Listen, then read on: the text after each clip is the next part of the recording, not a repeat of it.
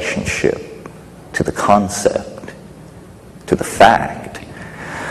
But there's also a social or a political, a species-wide implication. It occurs to me that at any given moment, because of the way the planet is as a thing, some considerable percentage of human beings are asleep, always, and many are awake. And so if the world soul is made of the collective consciousness of human beings, then it is never entirely awake. It is never entirely asleep. It exists in, I guess you can hear me. It exists in some kind of indeterminate zone. And this to me is the clue to understanding something that is personally fascinating to me. And it revolves around why people believe such weird things. And why, either as a consequence of the approach of the millennium or the breakdown of traditional values or the density of electromagnetic radiation, or for some reason, a balkanization of epistemology is taking place. And what I mean by that is there is no longer a commonality of understanding. I mean, for some people, quantum physics provides the answers. Their next-door neighbor may look to the channeling of archangels with equal fervor. I mean, if this is not a balkanization of epistemology, I don't know what it is.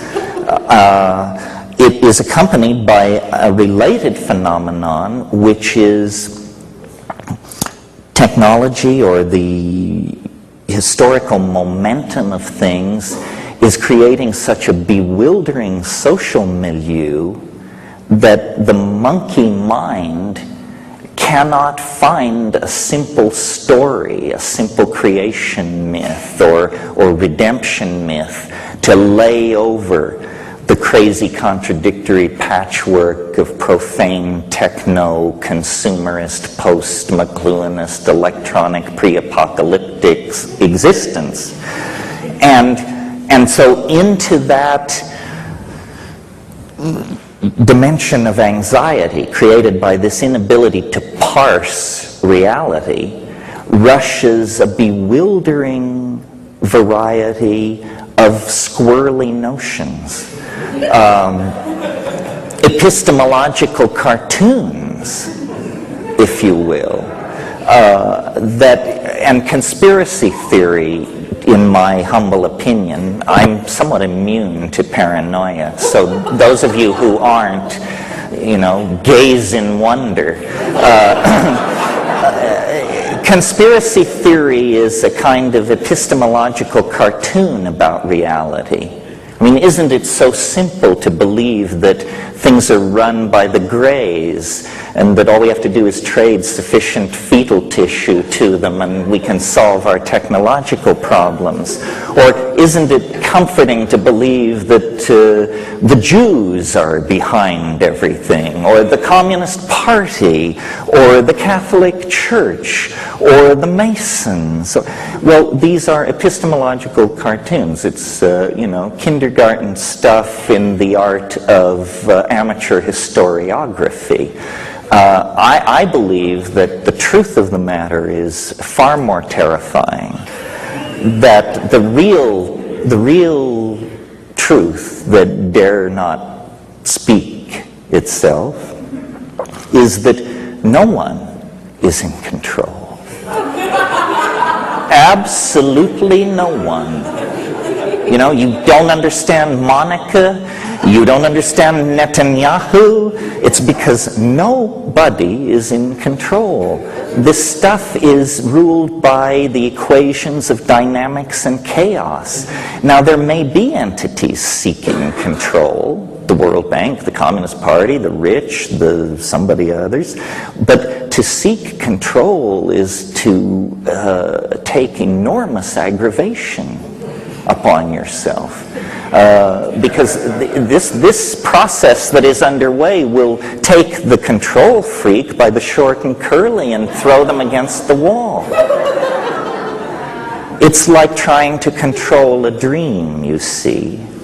The global destiny of the species is somehow unfolding with the logic of a dream. Well, now a Jungian would say, no surprise here, history is the collective dream of humanity. It is run by archetypal energies. It is downloaded by the zeitgeist into the various milieus and epochs of which it is composed.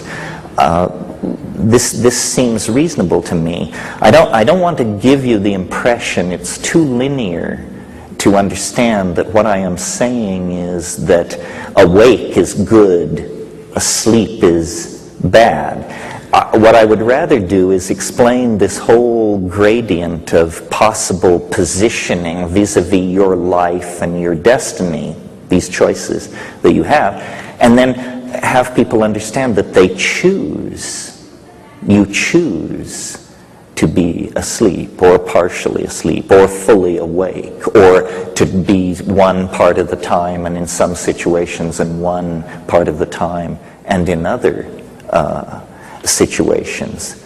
Now, if in fact we exist inside some kind of morphogenetic field that is created by the sum total of human minds on the planet, and if in fact in half or more of those minds at any given moment the rules of the dream hold sway, then it is no surprise that when we make our way into society, or just when we live our lives, there's an eeriness to it. There's a fatedness to it. There's a plottedness to it.